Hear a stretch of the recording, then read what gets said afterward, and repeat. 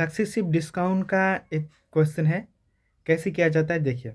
सबसे पहले क्वेश्चन देखते हैं। The cost price of a car है 1.5 लाख, सोल्ड इट टू मोमेंटो, मतलब राजू के पास एक कार है जिसका प्राइस है 1.5 लाख, उसने मोमेंटो को बेचा कितना में 5% प्रॉफिट में, ठीक है 5% प्रॉफिट में बेचा है। लेकिन प्रॉफिट होने के बाद जितने प्रॉफिट हुआ उससे क्या करेगा मोमेंटो, फिर राजू को बेचेगा कितना में 2% लॉस में।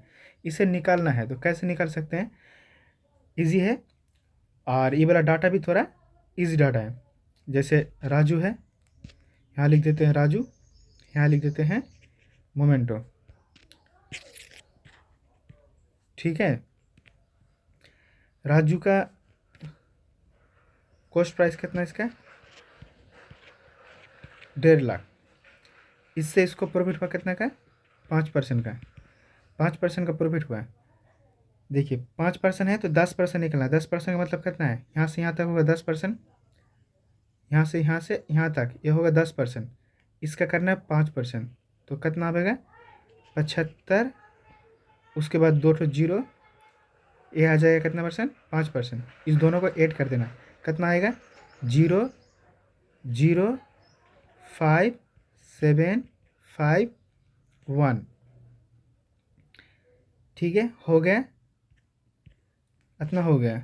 उसके बाद क्या कह रहा है, उसके बाद कह रहा है कि इससे ही इसको हुआ लॉस, कितना का लॉस होगा, यहाँ था गेन, यहाँ लॉस होगा 2% का, इसका 2% निकालना है, ठीक है इसका 2% निकालना है। 2% कैसे निकाल सकते हैं, सबसे पहले अगर देखिएगा 157,500, ये कितना परसेंट का वैल्यू है 100% का, इसका 2% निकालना है, 2 जीरो से 2 जीरो गया, बाकी कर देंगे हम लोग मल्टीपल, 5 2 10, या फिर हाँ 5 2 10, 10 का जीरो हाथ में रहेगा कितना 1, उसको 5 7 35, 35 हर एक 36,